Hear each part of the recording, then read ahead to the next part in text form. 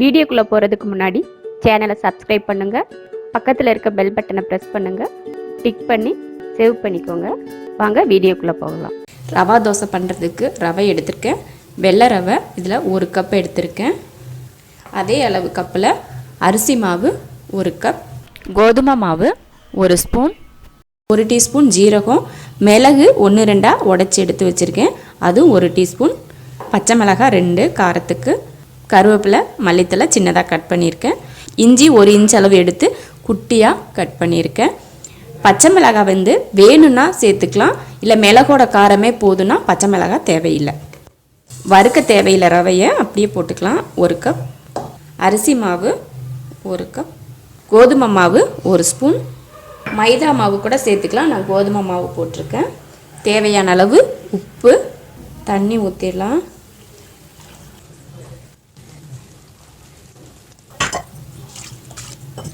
தண்ணியாக தான் கலக்கணும், கெட்டியாக இருக்கக்கூடாது, ரொம்ப தண்ணியாக இருக்கணும். இன்னுமே தண்ணி கலந்துக்கலாம்.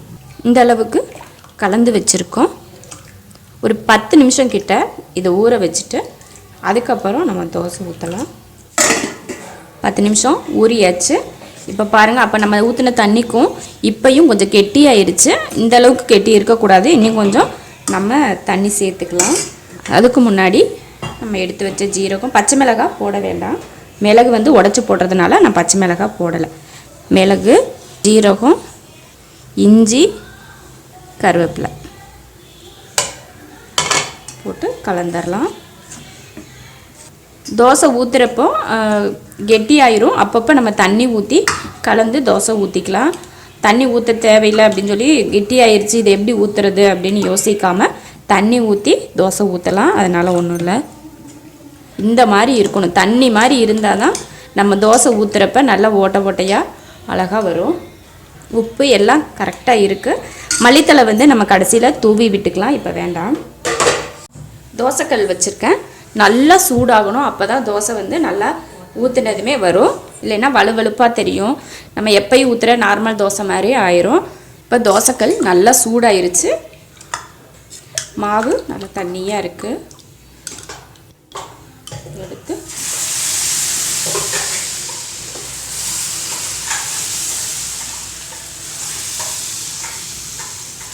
ஊற்றியாச்சு. அதுக்கு மேலே லைட்டாக மல்லித்தலையும் தூவிக்கலாம். மேலே எண்ணெய் ஊற்றிடலாம், நெய் கூட ஊற்றிக்கலாம். எண்ணெய் நமக்கு எது ஊற்றுவோமோ அது ஊற்றிக்கலாம். கடலெண்ணெய், தேங்காய் எண்ணெய், நெய், நல்லெண்ணெய் எது வேணாலும் ஊற்றிக்கலாம். கொஞ்சம் நேரம் வெயிட் பண்ணலாம், அப்போ தான் நல்லா முருகலை எடுத்துக்கலாம். நல்லா வெந்துருச்சு.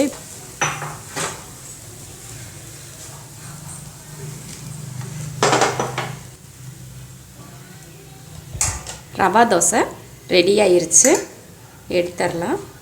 போகிறோம், வெங்காயம் போட்டு தோசை ஊற்ற போகிறோம். அதுக்கு முன்னாடியே வெங்காயத்தை இதில் போட்டுடணும்.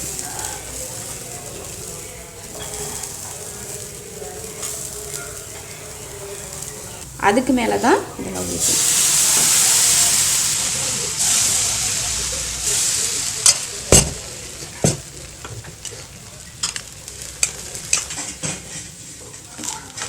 நல்லா மொறுமொறுன்னு ரவா தோசை ரெடியாக இருக்குது. 10 நிமிஷம் போதும் ரவா தோசை செய்கிறதுக்கு. ரொம்ப ஈஸியாக, ரொம்ப நேரம் ஊற வைக்கணும், புளிக்க வைக்கணும் அப்படின்ற எதுவுமே தேவையில்லை. 10 நிமிஷத்தில் ரவா தோசை ஊற்றிடலாம். 1/4 கிலோ ரவையில் 4 பேர் சாப்பிட்ற அளவுக்கு தோசை ஊற்றலாம்.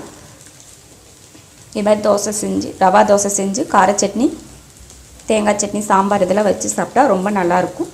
நீங்களும் இது போல் ரவா தோசை செஞ்சு பாருங்கள். பிடிச்சிருந்தா லைக் பண்ணுங்கள், மற்றவங்களும் பார்க்கணுன்னு நினச்சா ஷேர் பண்ணுங்கள், மறக்காமல் சப்ஸ்கிரைப் பண்ணுங்கள். நன்றி.